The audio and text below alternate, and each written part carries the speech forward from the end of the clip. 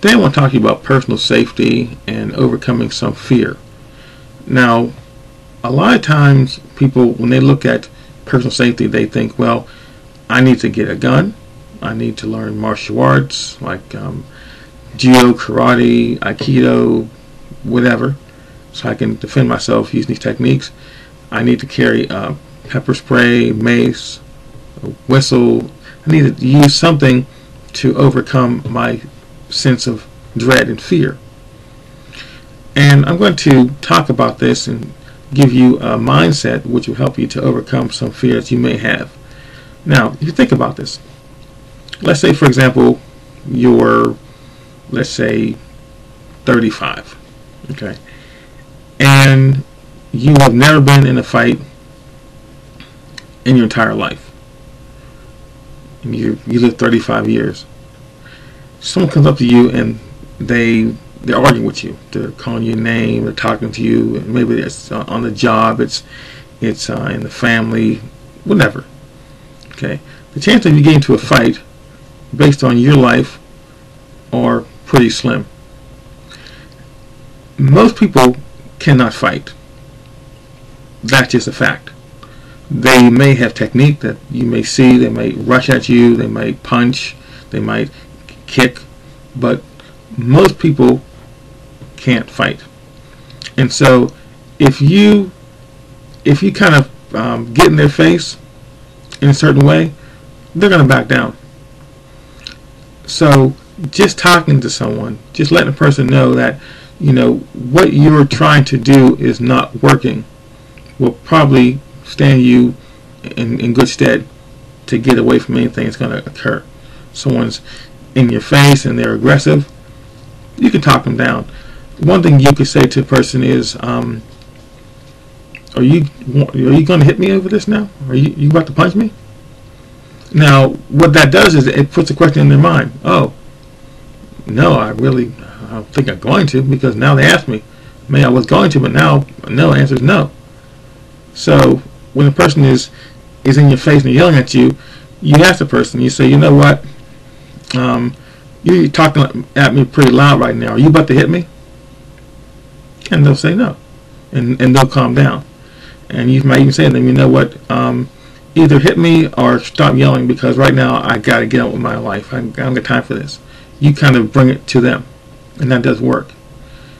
Or in a situation, let's say, for example, someone is actually in your face and they're yelling at you, and you know that they're going to attack you. It's imminent. It's going to happen.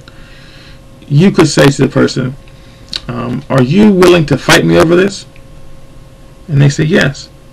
Well, at this point, time kind of freezes, because you need to understand that if a person just told you that they are going to hit you, then they basically assaulted you. An assault is when you speak in an aggressive way. Okay. The battery is when they actually make contact. So there's aggressive behavior and language, and then there's the actual contact. So when a person says to you, yes, I'm going to hit you over this, well, now you have the right to defend yourself, because they just told you they're going to hit you. And it doesn't make sense.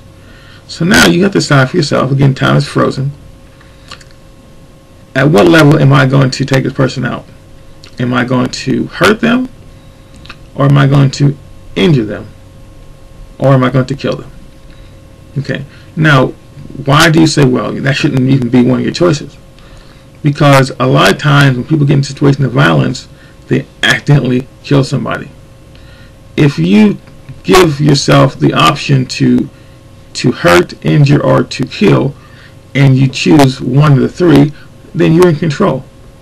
You see, it's like a man is arguing with his wife, and the wife, she's intimidated, so she pulls out her gun that she had in the drawer, and she shoots him in the chest, and she kills him. She wasn't thinking things out. She wasn't thinking, well, should I injure him? Should I hurt him, or should I kill him? She just took out the gun and shot, wanting to stop the situation, but she took it to its extreme. So what you're doing here is you're thinking to yourself, this person, he just told me he's going to attack me. What do I do? Now, if you punch someone in the face, you're going to hurt them. but you're just going to make them mad if they're much bigger than you. I would recommend that you would injure the person, and that could be hitting them in the throat with your hand, either like this or coming forward like that. Hit them in the throat. It's going to incapacitate them to the point where they can't breathe and they're kind of concerned with themselves. Or you've seen people do, like, pokes in the eye like that. Well, that doesn't quite work, but if you do this, that works every time, because they can't see it. The eyes can't perceive this motion coming across, hitting right across the eyes, and they're basically going to do this, and it's going to be over, and you can walk away. Now, if you want, of course, you could do the eye rake and then step on their foot, stand right on their instep, and they can't run. They're going to fall down, and you can just walk away.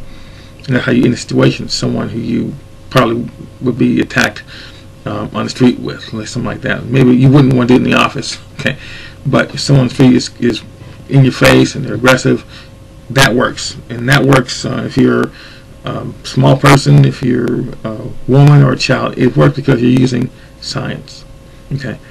So now time moves on, and this is what's done. So what happens is, when you are trying to, let's say, defend yourself, a guy will throw a punch and you block it. What you're doing is you're telling the person that you're testing what they have. You're testing their stuff, and you're going to wait and see. Oh, he punches. Oh, he kicks, or he tackles. And so you're letting the person control the outcome.